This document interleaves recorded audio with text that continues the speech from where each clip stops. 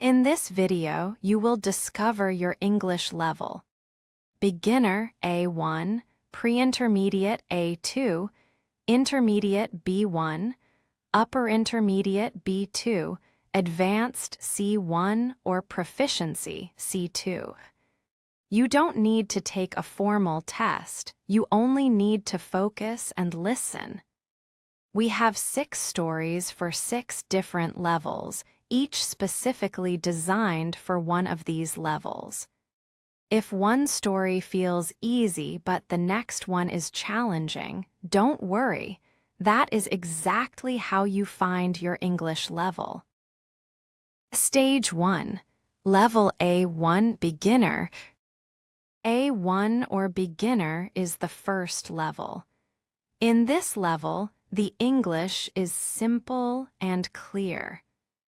The sentences are short and the words are easy. You are at an A1 level if you can understand this easily. My daily life. My name is Sarah. I am 25 years old. I live in a small apartment in New York. The house has one room, a living room, a kitchen, and a bathroom. My apartment is clean and quiet. I am a student.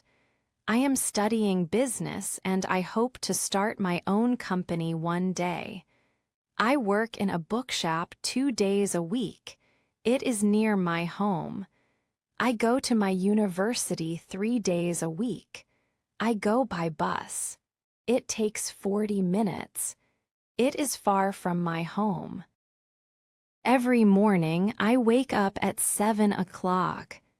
I drink a cup of coffee and eat breakfast. I like eggs and toast. Then I brush my teeth. At 8 o'clock, I go to work. I walk to work. Customers want to buy books. I help people find books. I like books very much. My job is interesting. At 12 o'clock, I eat lunch with my coworker, Tom. We eat sandwiches and talk. I finish work at 5 o'clock. I go home and cook dinner. Usually, I eat pasta or rice with vegetables. In the evening, I watch TV or read a book. Sometimes I listen to music.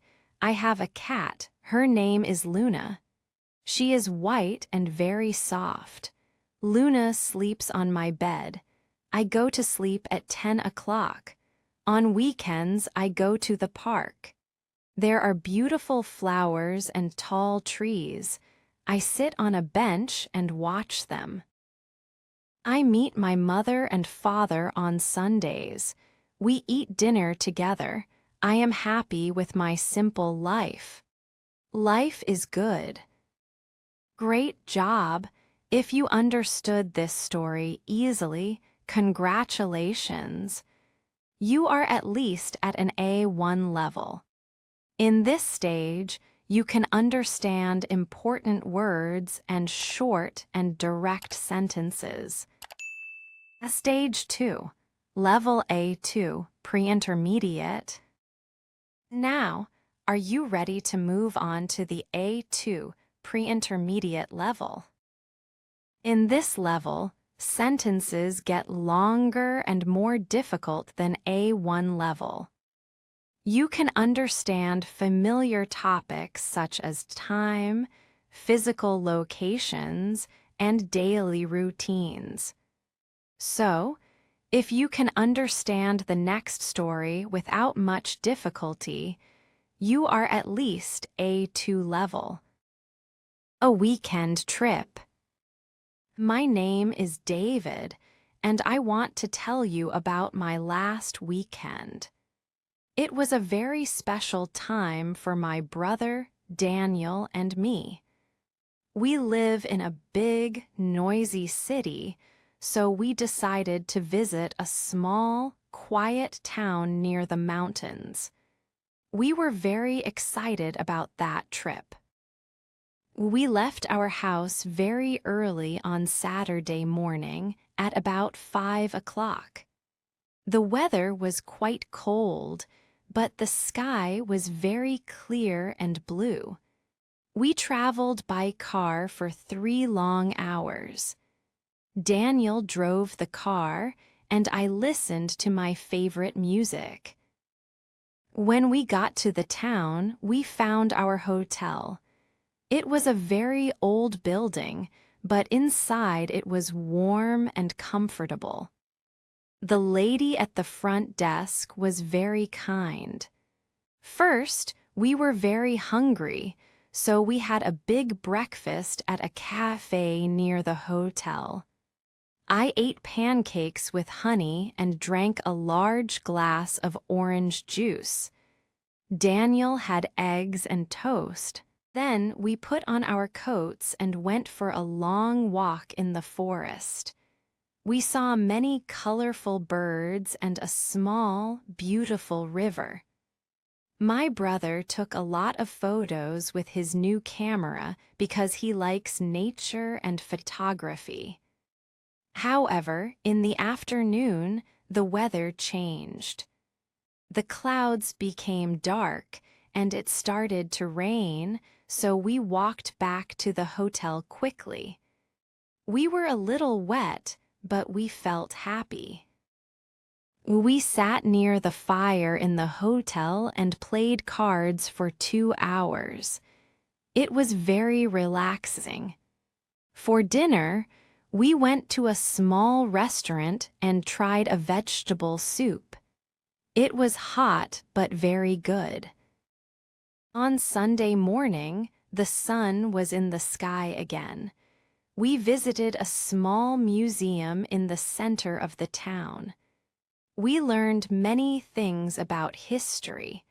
I bought a beautiful postcard for my grandmother and some chocolate for my mother.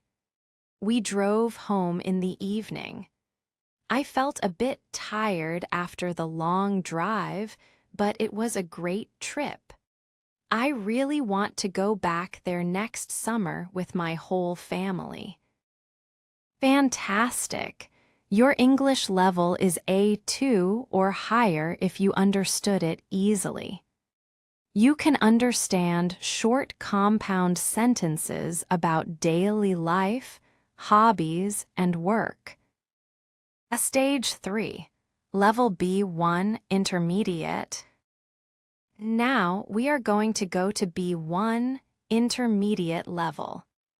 If you can understand the story, context, and the core message, your level is B1 or higher. Good news! In this level, you become an independent learner. You are now able to manage most situations when you travel or work in places where people speak English.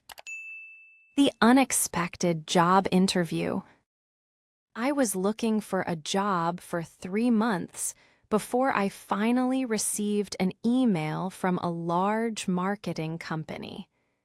They invited me for an interview the next day.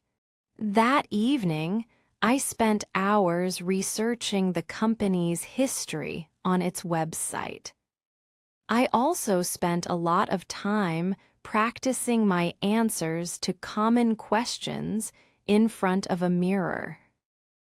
On the morning of the interview, everything seemed to go wrong.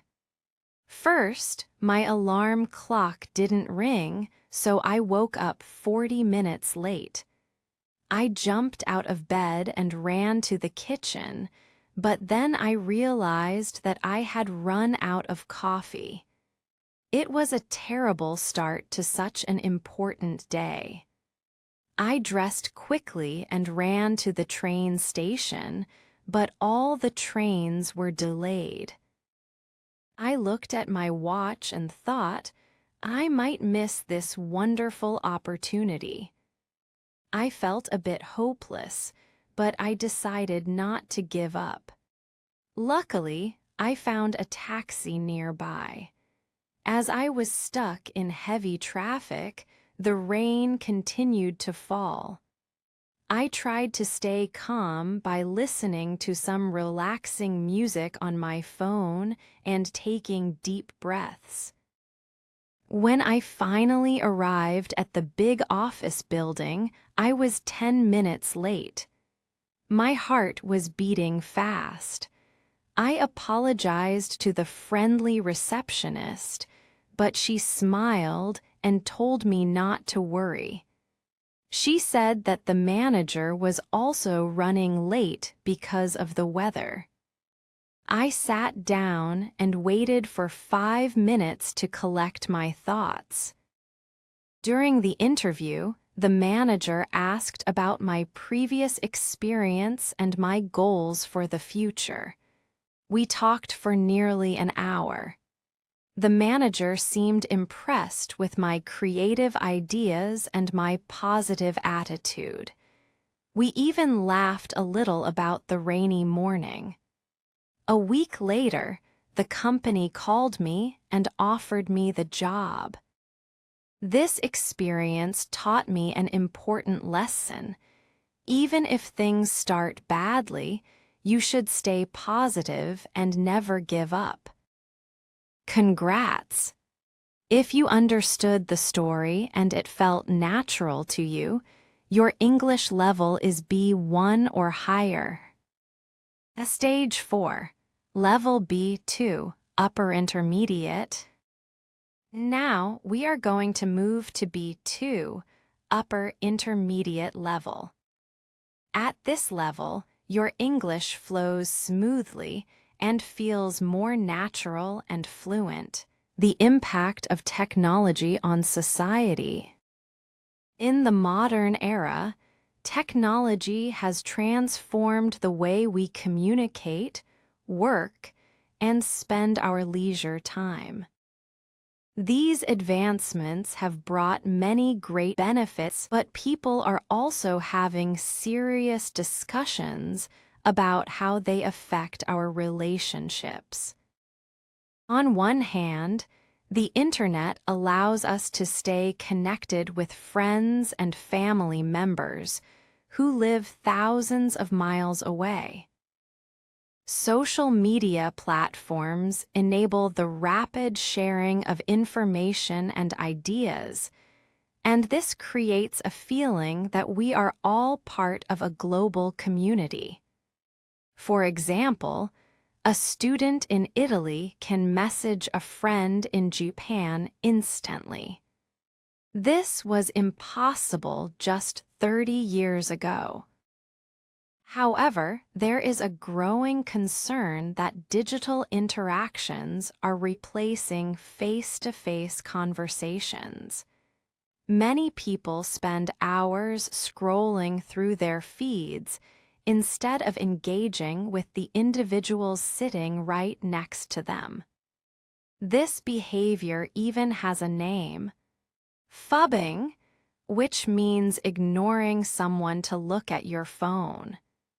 This habit can make people feel very alone, even when they are with others. Furthermore, there is a lot of pressure to present a perfect life online, which has been linked to increased anxiety among young adults. They often compare their real lives to the filtered photos of others, which can be very damaging to their self-confidence. To better understand this, we must look at how our daily routines have changed. In the past, when people were waiting for a bus or sitting in a cafe, they usually talked to strangers or just observed the world around them. Today, almost everyone is looking down at a phone screen. We are indeed connected to the internet, but we are often disconnected from our immediate environment. This shift has changed the quality of our social lives. It is hard to have a deep conversation when a phone notification keeps making noise. Because of these distractions, it is more difficult to build strong and lasting friendships. The workplace has also seen massive changes. Remote work, which became very popular recently, allows for a better work-life balance for some. However, for others, it means they never truly leave the office.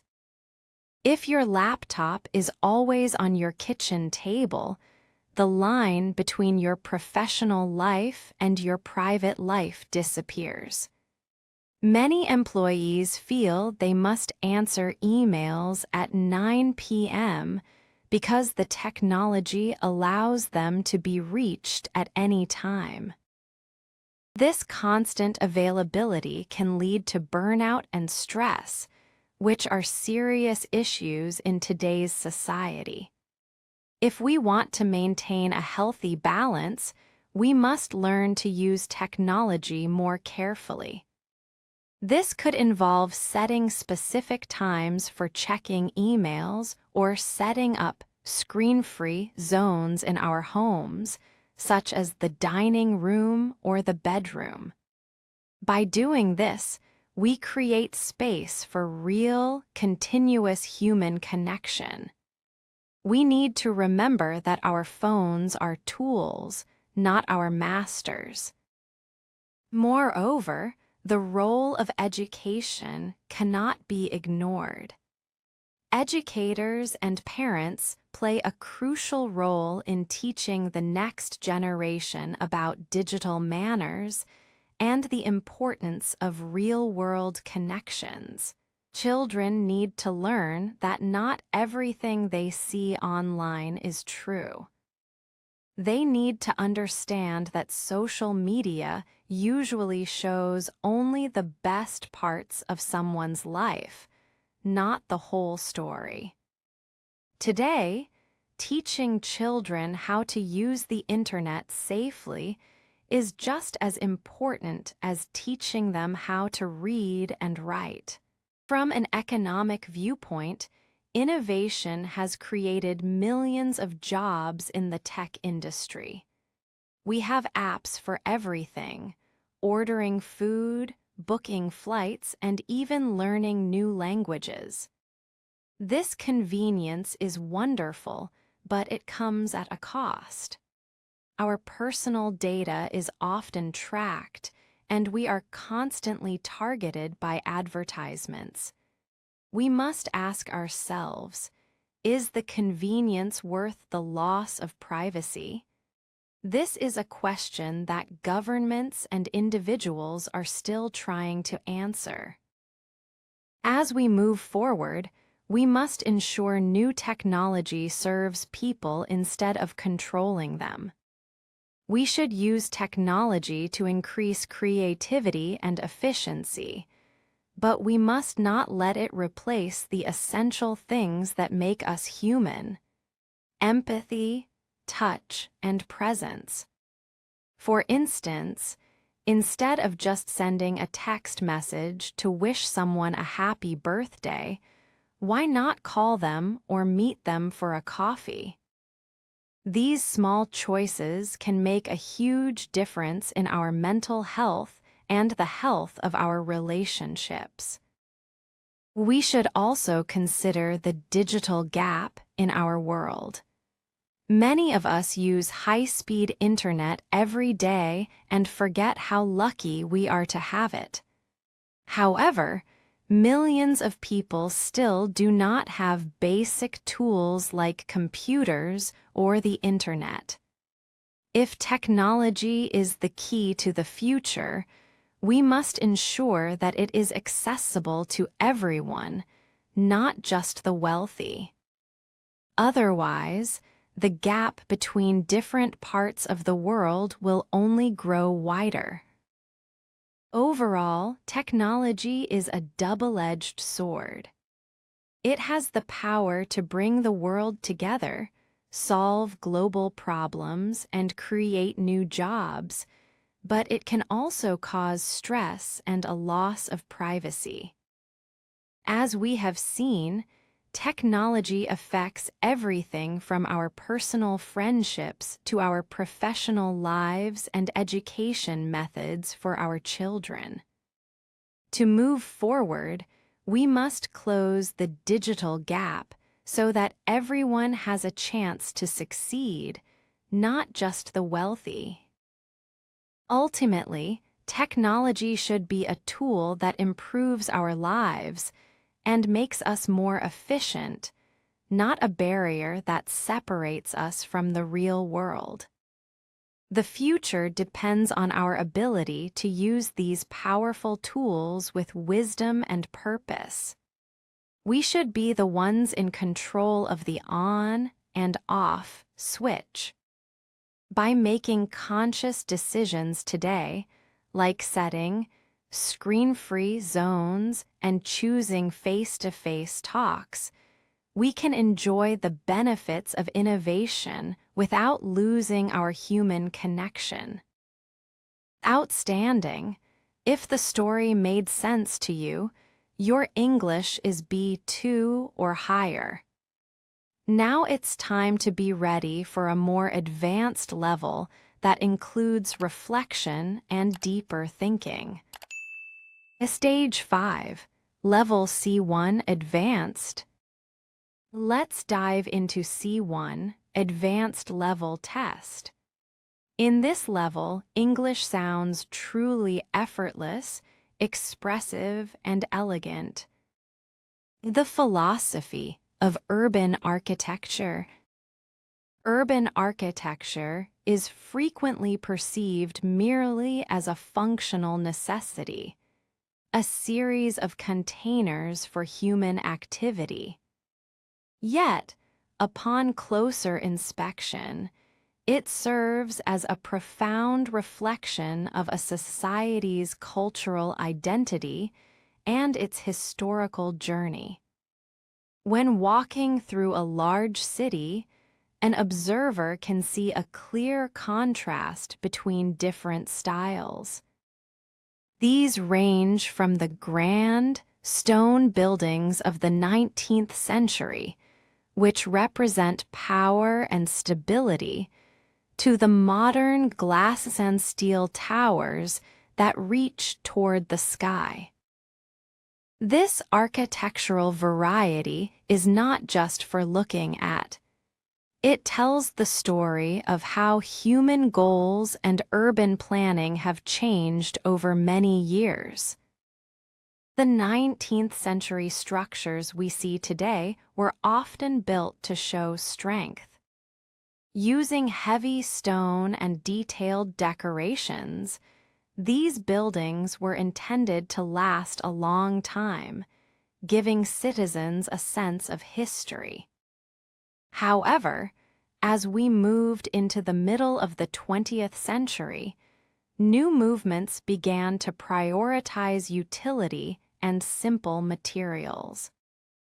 This shift reflected a post-war desire for efficiency, removing unnecessary decorations in favor of simple shapes.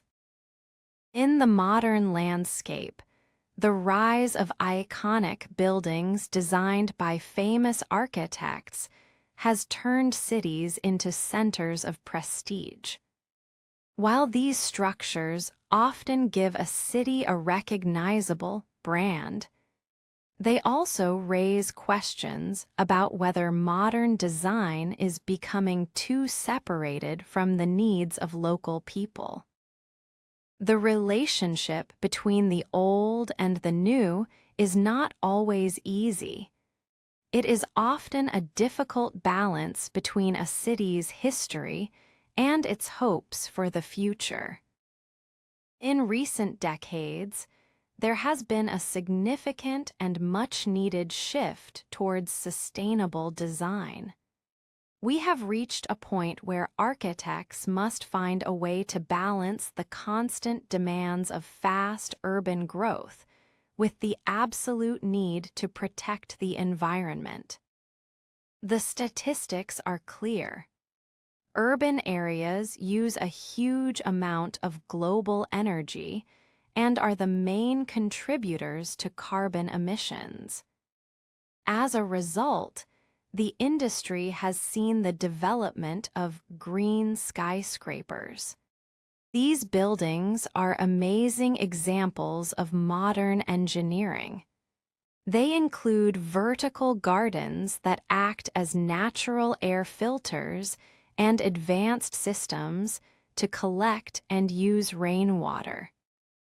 Such innovations aim to reduce the urban heat island effect, a problem where concrete and asphalt cause cities to be much warmer than the countryside. At the same time, these buildings improve the mental health of the people living in them. Research suggests that having plants and nature within buildings can reduce stress levels and help people think more clearly. This proves that sustainable architecture is as much about human health as it is about protecting the planet. However, the path to progress is not always simple. Many people argue that fast modernization often happens at the cost of protecting history. There is a real danger when old landmarks are destroyed to make room for expensive new apartments. Such actions often result in a loss of shared memory. When a historic neighborhood is destroyed, we do not just lose old buildings, we lose the physical links to our history. Therefore, the main challenge for modern planners is to encourage innovation without destroying the past. This requires a smart strategy known as adaptive reuse. The process of giving new life to old buildings while keeping their original character. By turning old factories into creative hubs or using historic sites as part of modern hotels, cities can keep their history alive. This approach allows people to see the different layers of time in their city, making the environment more interesting and meaningful. Furthermore, the increase in high-density living raises social concerns. While tall buildings are an effective solution to the global housing crisis, they can sometimes make individuals feel isolated from their neighbors. In the busy life of the 21st century city, public spaces, like parks, community gardens, and accessible rooftops, become very important. Without these common areas, the urban experience can feel lonely and disconnected. Economic factors also shape the city's appearance. In many large cities, buildings are often constructed as financial investments for wealthy people rather than as affordable homes for local residents. This phenomenon can make social inequality worse and push long-term residents out of their own neighborhoods. We must realize that architecture is closely connected to economic power and social rules. It reflects who has the money to build and who is allowed to live in the center of the city. As we look into the future, the concept of the smart city is becoming more popular. This involves using modern technology, like the Internet of Things, IoT, within the design of our buildings. This includes sensors that manage energy use in real time and walls that can change to block the sun. While these improvements in efficiency are very positive, we must also think about privacy and how our data is being used. The goal should be to use technology to make life easier for people, not to control them. Ultimately, the goal of urban architecture should be more than just being useful. It should aim to create spaces that are not only efficient and modern, but also help people feel a sense of belonging. In our digital and busy world, the physical environment is still our most important tool for bringing people together. Architecture should act as a bridge, not a wall. It should show that we can innovate while still respecting the history of those who lived before us. By focusing on sustainability, social fairness, and historical continuity, we can ensure that our cities remain lively and inclusive. As we move forward, we should not just ask how high we can build, but how well we can live together. The future of the city depends on its ability to inspire us while providing the comfort of a home, ensuring that our streets reflect the best parts of our society. Exceptional. If that story felt natural, clear, and expressive, your English level is at least C1 advanced. Stage 6. Level C2 proficiency level. Finally, you will reach C2, the proficiency level. You can follow complex arguments and emotional expression with ease. You will catch delicate ideas and deeper reflections on word choice and natural rhythm. The nature of memory. Memory is an intricate system, shaped by our personal experiences and constantly filtered through the passage of time. It is a faculty that defines our core identity, providing the structure for our sense of self. Yet, it remains famously unreliable, prone to the distortions of nostalgia and the gradual process of forgetting. We often treat our memories as permanent records, but in reality, they are flexible constructs, reshaped every time they are brought to the conscious mind. This adaptability suggests that remembering is not simply a task of retrieval, but rather a sophisticated act of reconstruction. Consider the phenomenon of flashbulb memories. Those vivid, clear snapshots of major historical events or significant personal moments. While these recollections feel incredibly accurate and carry an intense emotional weight, psychological research suggests they are just as likely to fade as the ordinary details of daily life. The mind often adds details to the narrative to provide a sense of logic or emotional meaning where none may have originally existed. We unknowingly become the main characters of our own personal stories, living in a reality where the boundaries between objective fact and subjective imagination are often blurred. This creative side of memory serves a vital psychological function. It allows us to maintain a stable sense of self amidst the constant changes of life. Furthermore, the digital age has introduced a new dimension to this topic, fundamentally changing how we use our minds. as we rely more on technology and cloud storage to keep our information, sometimes called digital amnesia, we risk losing the mental depth that comes from internal reflection.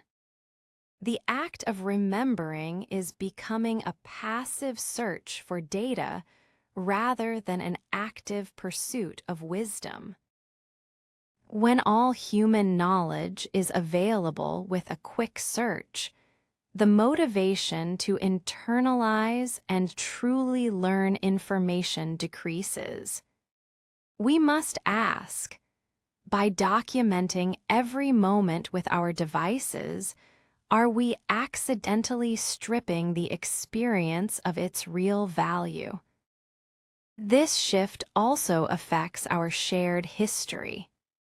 In the past, keeping traditions alive required a collective effort, ensuring that only the most important stories survived the test of time. Today, we face an overwhelming amount of digital data that threatens to drown deep insights in a sea of unimportant information. Real remembrance requires a moment of stillness and a willingness to let the past truly mean something to us. It demands that we distinguish between information, which is static, and memory, which is a living part of the human mind. Finally, the philosophical meaning of forgetting is equally important. Oblivion is often viewed as a failure of the brain, a problem to be fixed by technology. However, forgetting is an essential biological necessity. It is the mind's way of clearing mental clutter to make room for new learning and adaptation. Without the ability to let go of unimportant details, we would be overwhelmed by the weight of our own past. In the end, the gaps in our memory are what truly allow for the growth of insight and the development of the human spirit. Our identity is formed as much by what we lose as by what we manage to keep. Wow, congratulations! If you catch this story, your English is near native level. You tested your English level today at 6 levels of English. You might feel that one level was easy and another level was challenging. That's completely normal. Language learning isn't a straight path, it is a continuous process of growth. Being fluent in a language is not the end of the journey. Even at the top level, you can still learn new things. Thanks for joining me in English Focus Daily. In every episode, I'm here to help you move one step closer to fluency. To join our journey and grow together, make sure to subscribe to English Focus Daily and turn on the notification bell so you never miss a lesson. I'm Roxy, and if you want to learn more, please click on the video on the screen right now. Something new and exciting is waiting for you to learn. See you in the next one.